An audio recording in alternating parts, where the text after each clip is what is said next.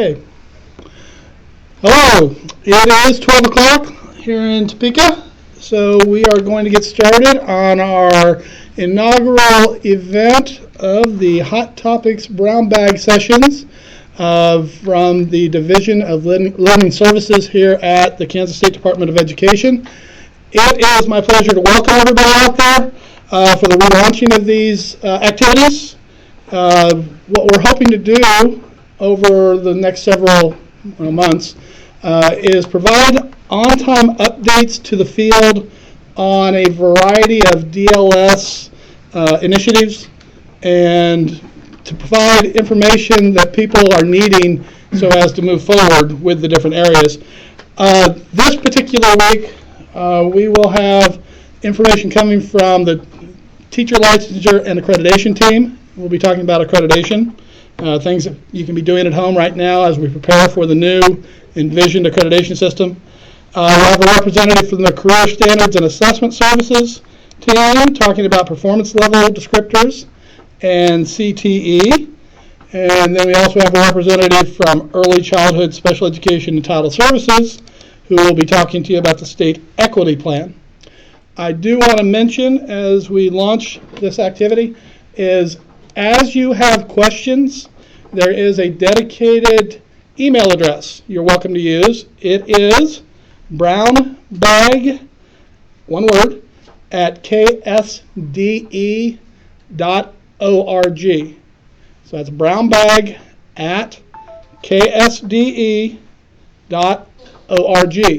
So as we are covering our materials, feel free to type in your questions to us, and we will, after a while, timely response over the next couple days, post answers to those questions and hopefully get them out to everybody whoever sends it, and then whomever else.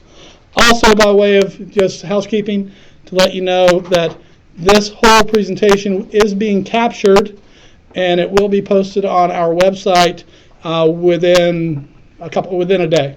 So you're more than welcome to come back and view this as many times as you would like.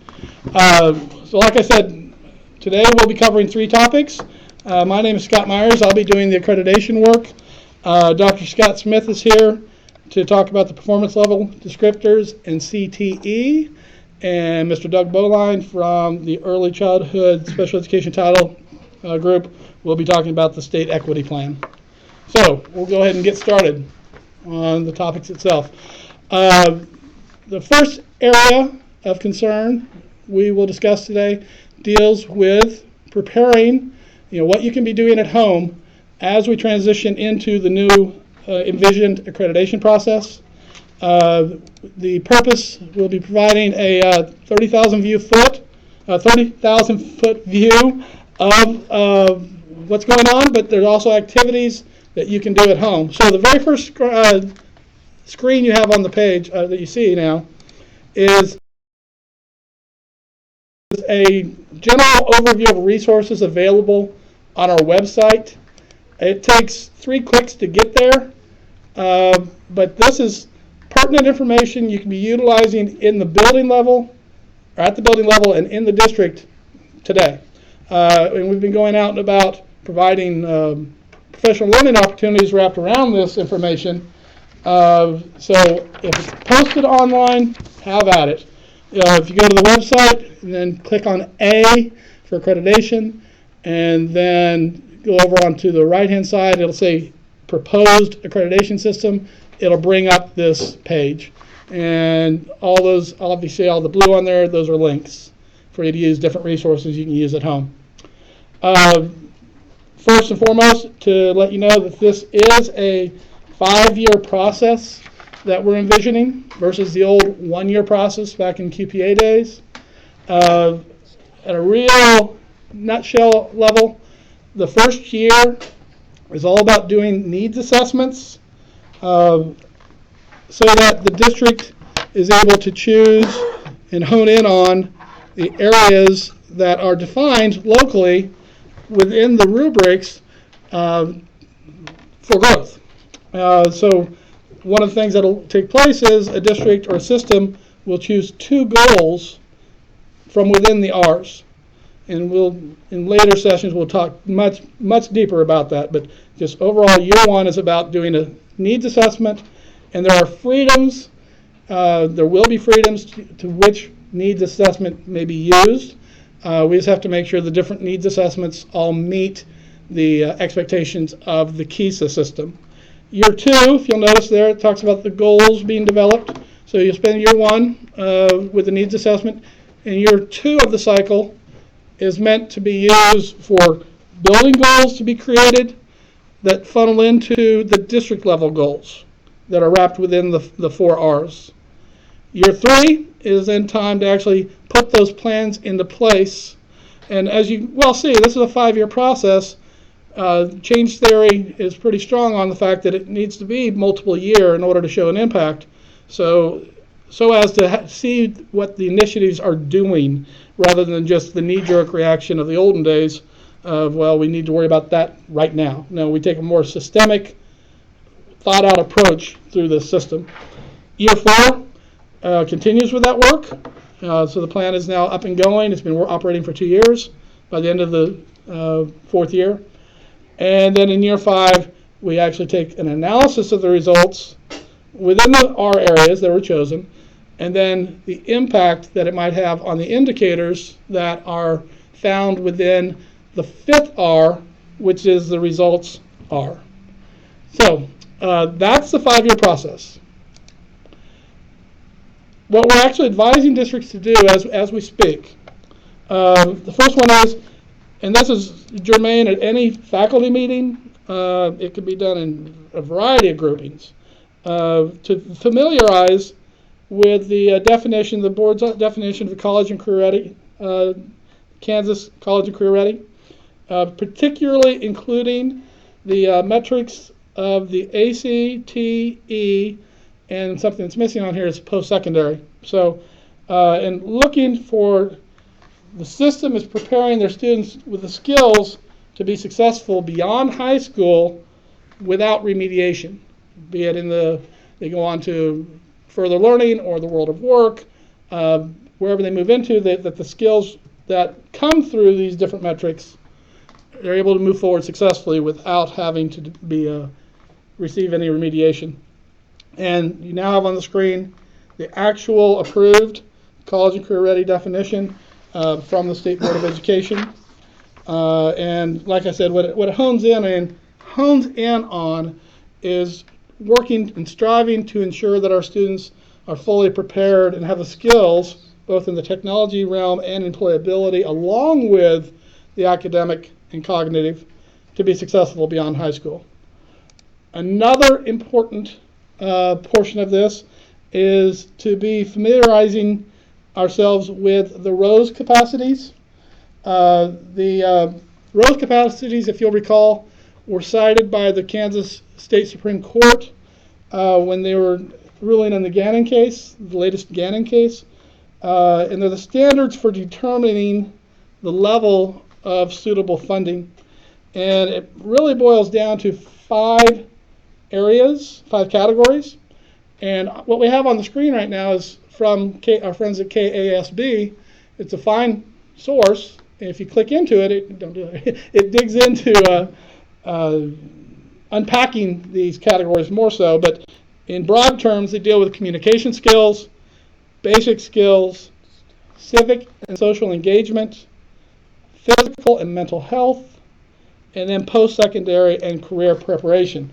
And so it's important that we're familiarizing ourselves around the concepts of the Rose capacities as they relate back to our current efforts, particularly as they relate to the needs assessment I mentioned previously that are found within the 4 R's. Go on, please. A third activity that could be taking place that would be helping set the stage, if you will, for when this system launches is the leadership should be reviewing the 4 rubrics of the R's. I'm talking about the rigor, the relevance, responsive culture, and relationships. So be reviewing those with themselves, but also with their staffs to make sure that everyone has a shared or common understanding of those various areas. And which leads into the second half of that sentence of number 3 is with the mindset toward calibration, or it's called IRA, inter-rater agreement, which is really just a fancy way of saying everybody has a shared understanding of whatever they're viewing or whatever they're dealing with at that moment. So when I'm saying I'm, for example, saying to someone that is a blue chair, then someone else is able to say, yes, we agree because we have a shared understanding of the characteristics of a blue chair. And so for the system to work, it is important that districts and leadership and all professional staff have a shared common understanding with what they're dealing. Number 4, which is the second piece of that slide there, it says to familiarize the staff with the 4 rubrics. Well, that's a follow-up, a direct follow-up from the leadership reviewing the 4 rubrics. Then particularly, and this is important because we want to make sure that we don't create systems where we're duplicating effort, but we need to make sure that reflection takes place on local efforts that are currently taking place and how they may fit within the KCCR definition and the ACTE, PS, and also within the ROSE capacities. And so, schools are doing all sorts of important, good work out there. So we're not asking for a lot of extra. We're asking for people to see what they're currently doing and then seeing how it fits into these definitions that I've covered here quickly. And once again, just slowly but surely working through that with your staff to familiarize them with this language, if you will. Move on. What you have on the slide now screen is, hopefully we've all seen this multiple times, but when we refer to the 5 R's, this is the framework. The 4 R's being to the left of the screen, and then on the far right, the results are. And that's where you'll see this last summer, where the AC, the T, the E, and the PS, so the academic, cognitive, the technical, the employability, and then the post-secondary metrics have actually been embedded into the results area. So we want to, and that reflects within the Kansas College and Career Ready standards. Moving on, please. So the 5th way at home you can be getting prepared for this, another piece of the curricula, if you will, is similar to that last thing I asked you to do, and that's to relate your current efforts, your current strategic or action plans and goals to the components of the 4 R's. And I think the pivotal word on there is current. So once again, don't just go throwing things out and say we have to come up with a whole new approach. That's not the idea. The idea is to see, well, what have we been doing and how does it fit into those areas? Now, if what we have been doing does not fit into those areas, then there is a greater amount of work that will need to be done.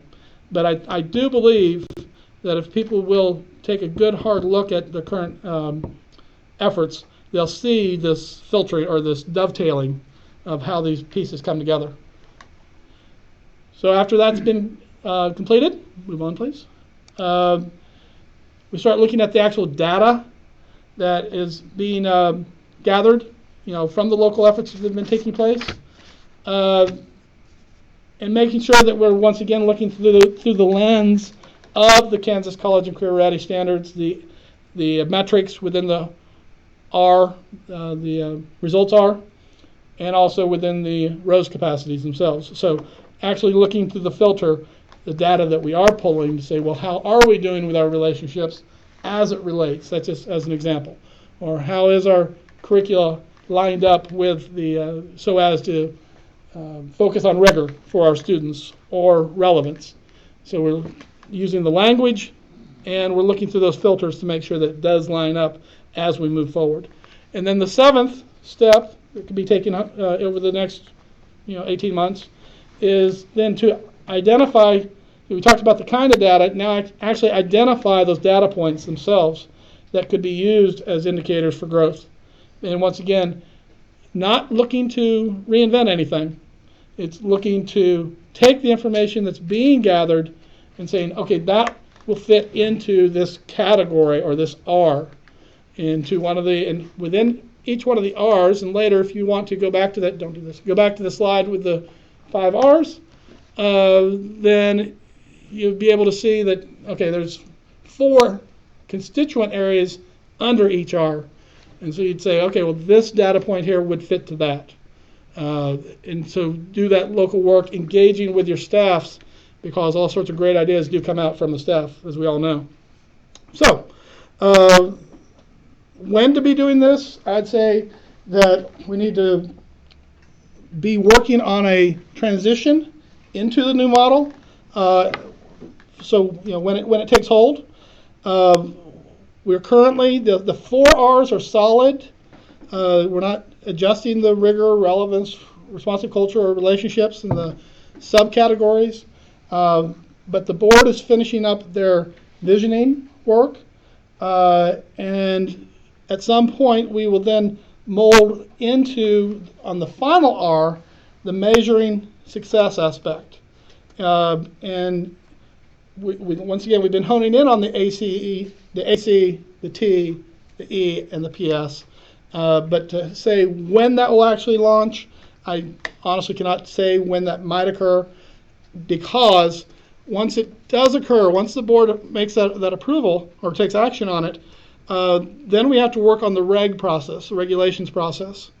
And the regulations process is minimally an 8-month process, and because it goes through a variety of checkpoints outside of the Kansas State Department of Education to make sure that it doesn't contradict something else within the state of Kansas. So I think it'll be necessary to have a 0 year, but it'd be outside my place to say when that would be. That being said, the train is on the tracks, and so I do believe the work that I've talked about as far as what can be happening at home is germane. It is where we're headed. It's important work anyway. We already have school improvement plans in place. We're already doing needs assessments. We're just asking people to break it down a little bit and do it with the filter in mind of those different areas, the Kansas College of Career Ready, the ACTE PS, and the ROSE capacities with that filter in mind, so that it will then dovetail into the newly envisioned accreditation system. So that is the update from accreditation. As you have specific questions, please send them in to the brown bag at ksde.org. We'll be putting together responses, and we'll get them posted back out. Because I'm sure, in my day when I was in the field, I wanted to know when, I wanted to know how, I wanted to know at what depth, I wanted to know all that stuff. So any and all questions, please send them our way, so we continue to so we can work to meet your needs. It does no good for us to make all these plans here if it won't fly out in the field. So please give us the feedback that we need so as to continue to help and to assist you as you work with our students. And that's going to cap the accreditation piece of this. We're moving into now, Dr. Scott Smith is the director of the Career Standards and Assessment Services team on the Division of Learning Services. And he is here to speak with you today about the assessments and CTE. Dr. Smith. The first item I have is actually an announcement, and it addresses a unique situation, not for all schools. But if you are a district or a building within a district that utilized this past spring for the Kansas assessments a local caching server, and in addition to using a local caching server, you, in the process of looking at student reports, may see what you consider to be an anomaly, and I'm thinking specifically here about scale scores that are very low, in particular a scale score of a 220 and a performance category of 1. So if those two conditions are present, an elevated number of what you might think is an elevated number of 220 scale scores and a history this past spring of having used a local caching server, contact us. And by us, I mean me, Lee Jones, or Beth Foltz. And again, I don't have a slide to that. That's just the result of our doing some data analysis this morning. If there are any announcements that we think would affect the entire state or more than just a handful of districts, we'll be letting you know. There are folks we know that have printed off student reports to be sent home for parents. There was inquiries this morning about, what's the collective wisdom about when to send those home. I think most folks are holding on to them until they've looked at their data, which is still, as of right now, planned to be released district level data through an authenticated site October 12. So if you have questions about that, or want to know maybe more about what some other districts are doing, so please contact me. So I'm just going to move as quickly as I can through these slides. The first slide you see here is simply the web address. If you could go back, Sorry. Nick, I'm sorry. The web address at KU. And the reason I have this up here is it gives you 3 simple steps to obtain the performance level descriptors. I'll talk in the next few seconds about the role the performance level descriptors play in this new assessment. So more and more questions we get from parents in the field, they tend to go back to these things. So as you can see there, 1, 2, 3 at KU site, select English Language Arts, then select Overview. They aren't exactly hidden, but darn close. And then you can find them. So next slide, Nick. So just as a reminder to folks, just to sort of orient everyone as to where we have moved, I should say, from 5 performance level descriptors to 4. And as we've explained to the board, along with that change comes another change, and that is from trying to capture the meaning of individual levels on a performance category with a word or some kind of boilerplate phrase, which is always dangerous. We are instead using numbers. Well, there's a problem with a number, and that is it has to be explained. So you have to move from a number to a word. This is where the performance level descriptors come into play. So the next slide. What are these descriptors? One of the things we learned, I got to catch up with myself. One of the things we learned during standard setting when we brought 160 teachers here to Topeka, Washburn Rural Middle School, when we asked them, and this is somewhat anecdotal or informal, to what extent did you rely on or use performance level descriptors on the previous assessment or during the NCLB AYP era, as we called it? It was very much hit and miss. Some folks said, or some teachers said, yes, well, we were aware that they existed. Other teachers said, I've never heard of a performance level descriptor before. I have no idea what that is. And then a very small number said, actually, I did consult them with some frequency. This is a change for this assessment. So performance level descriptors, as you can see, were drafted by a committee of about 40 Kansas educators in October of 2014. And they define what students should know and be able to do at each of the 4 achievement levels. So the thinking here is, what's the best way to handle a student report? What's the best way to have a good conversation with a parent?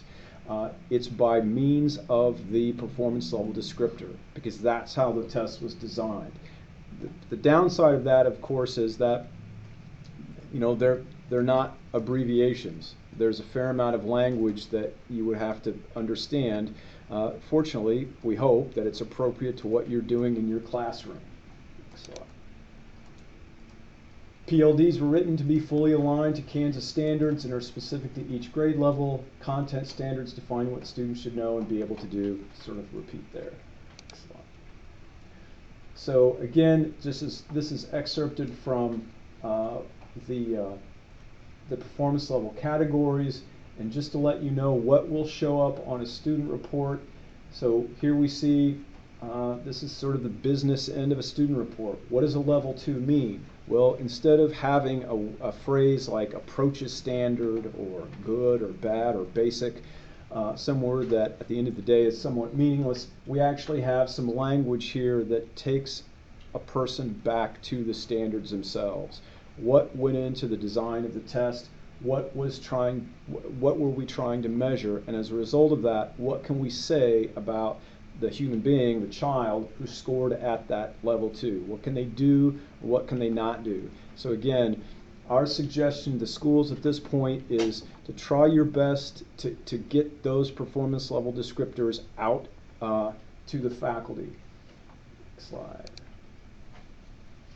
Just yet another example, level 2 for language arts. Next slide.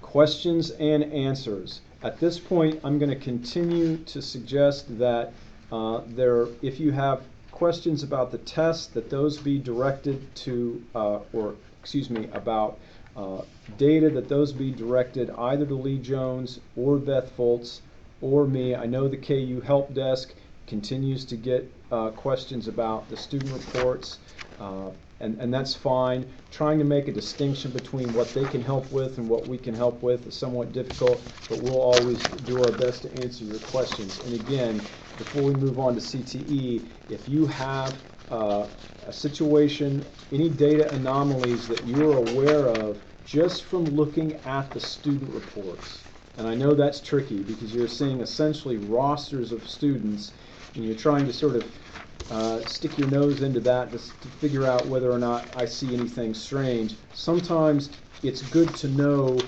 a little bit about specific students. That can sort of help you sort of orient yourself as to whether or not things are looking good. But more specifically, if you are one who used a local or relied on a local caching server and you experience some problems, let me know. To career and tech ed, I think. Oh, is it not there? Yeah, there's people on. Nope, it's not there. Just talk.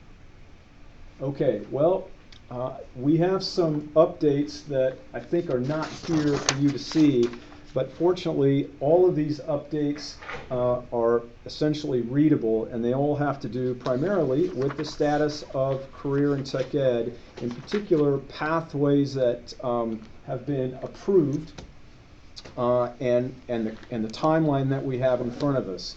We are experiencing growth in the approval of pathways, career and tech ed pathways. In 24-15, we went from 2,469. We're up this year to 2,714, which is very, very good news. We think that we're confident that this is consistent with the vision of our new commissioner, in particular the notion of college and career readiness. We are still engaging in cluster reviews. Last year we reviewed marketing, manufacturing, and human resources. This year we are set to review government and public administration, hospitality and tourism, and transportation, transportation, distribution, and logistics. So just a reminder about the career pathways assessments.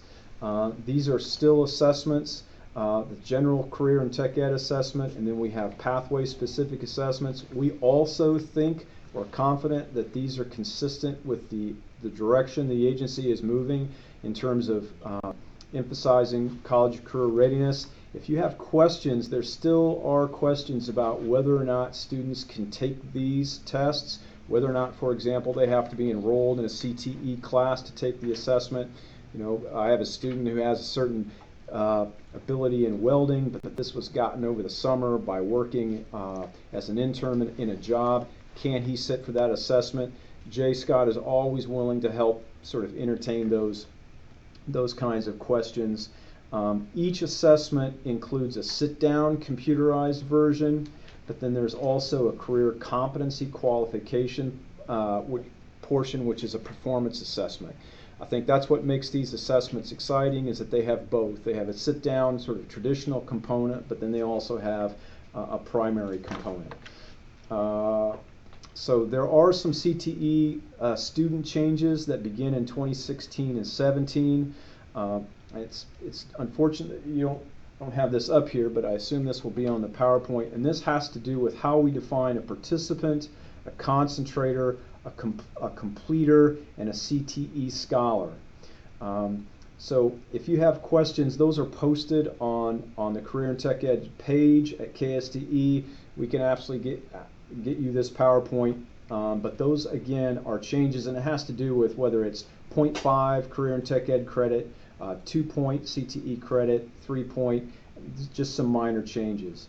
And I think that's it. Again, if you have questions about CTE, whether it's about participation or funding, Jay Scott is always here to answer questions, and I think that's it. Okay, and as we transition or segue into the next area, just as a reminder, besides reaching out and just calling the various people who you know up here at KSDE, we're here to help. Aside from making those phone calls, please feel free to send in your questions at brownbag@ksde.org. We're going to collect up those questions and put responses out to the field. So, with no further ado, we're moving on to the third and final area of the brown bag session today. We have Mr. Doug Bowline here to represent the Early Childhood Special Education Title Services team. He's going to be talking with you today about the Kansas plan to ensure equitable access to excellent educators. Doug. Thank you, Scott. Last year, the U.S. Department of Education charged all states to write a plan that would assure students equitable access to excellent educators. This plan details KSDE's approach to achieving Kansas's objective of improving access to excellent educators for the state's most disadvantaged youth.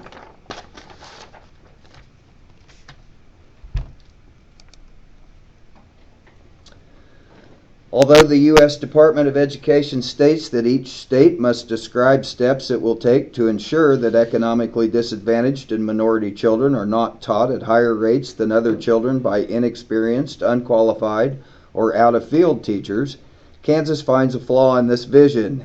Kansas does not accept the idea that unqualified or out-of-field teachers would be found acceptable, regardless of the rate for which it occurs in any classroom. It is the vision of Kansas that all children and all classrooms are taught by excellent educators. Kansas has been concerned with providing equitable access to effective teaching and leading for years, and efforts to date appear to be showing results. At this time, more than 96% of the elementary teachers and 90% of the secondary teachers in Kansas fully meet the federal definition of highly qualified teacher in the subject areas used in ESEA. Nevertheless, Kansas recognizes that high-quality teacher is not a strong indicator of effectiveness and that there is still a long way to go to achieving Kansas's equitable access goals.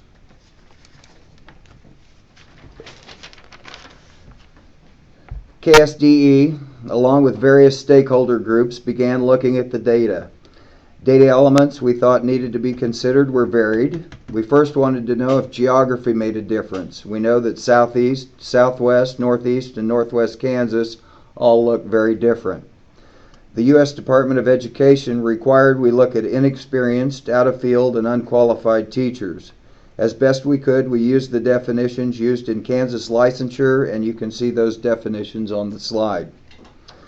The United States Department of Education also required that we look at these teacher types compared to minority students and free and reduced price lunch students. Kansas also chose to look at students with disabilities. So what were the findings based on geography? There's correlations between population density and teachers' years of experience, not apparent in the map representation. The less populated western half of Kansas is also the half with the smaller percentage of teachers with advanced degrees. The more densely populated eastern half of the state has a larger percentage of teachers with advanced degrees. And teachers in the western half of Kansas have fewer resources for obtaining an advanced degree than teachers in the eastern half of Kansas. After careful study of the data, Kansas used a fairly simple mathematical calculation for finding gaps in teacher equity. 3 gaps were found and can be seen on the slide. First gap was that students in districts and buildings with high concentrations of poverty are taught at higher rates by inexperienced teachers than students in districts and buildings with low concentrations of poverty. Second gap was that students in districts and buildings with high concentrations of minority students are taught at higher rates by inexperienced teachers than districts and buildings with low concentrations of minority students. And the third gap, more waivers for teaching license endorsements are granted in special education than any other grade level or subject waiver, at 94.1%. You can find scatter plots and charts that will demonstrate the findings in the Kansas Plan to Ensure Equitable Access, located on the ESEA page of the KSDE website. Individual districts and buildings can be seen within the data. You're encouraged to take a look. This may be your first piece of data that starts you looking at equitable access issues in your own school or building. You also have access to a great deal of data regarding schools and buildings in the SEEK application. SEEK is an online tool accessed through an authenticated application. It's a place where districts can access data previously supplied to KSDE by the districts in multiple formats and applications. SEEK pulls this variety of information into one place where that data can be manipulated to run reports and graphs that provide information to assist districts in making informed decisions. What you see here on the slide is an example of just one report that can be accessed in SEEK. This particular report can be found by clicking on the Educator tab, but there are additional tabs at the top, including Performance, Attendance, College Readiness, and Data Quality. Under the Educator tab, you can look at 5 different metrics, then drill down into districts or into buildings. The 5 metrics are average years of experience, equitable distribution, percent educators with less than 3 years of experience, percent educators with advanced degrees, and count of non-licensed teachers. If this data could be valuable to you, we encourage you to request access to the application in your district. And so based on our findings, the Kansas Plan addresses 4 key strategies. Ongoing professional learning. This includes TASN, MTSS, the KLN network, and the annual Impact Institutes offered in the summer.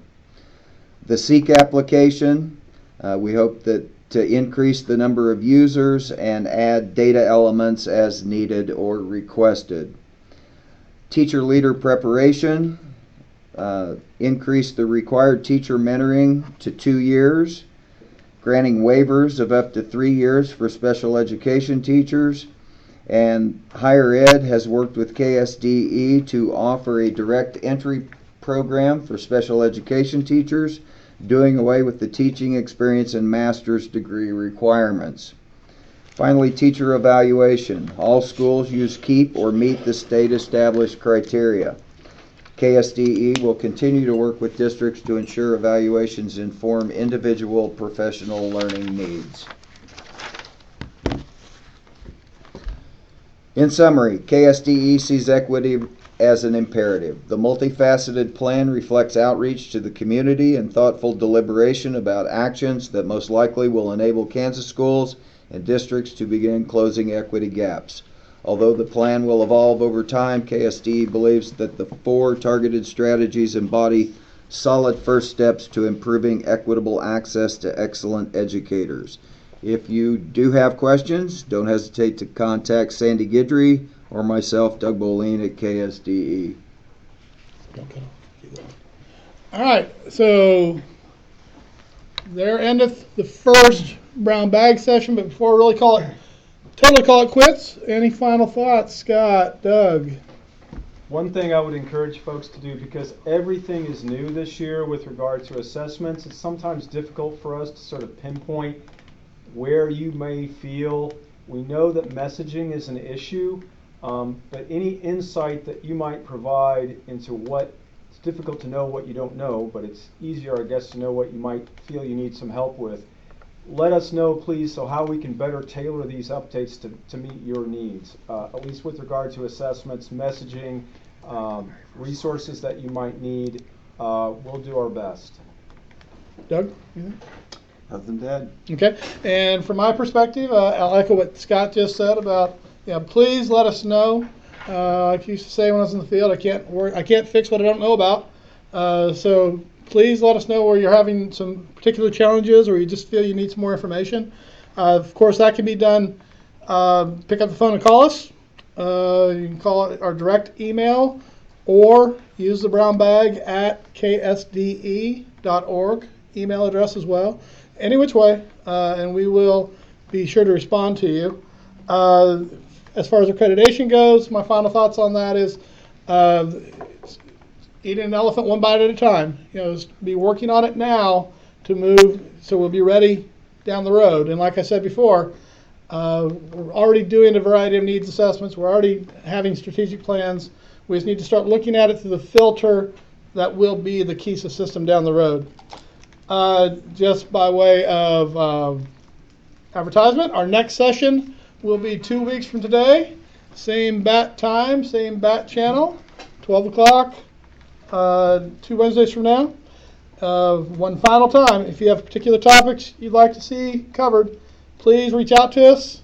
So on behalf of the Division of Learning Services, Scott Smith, Doug Boline, myself, and Mr. Brad Nunswander, we're signing off.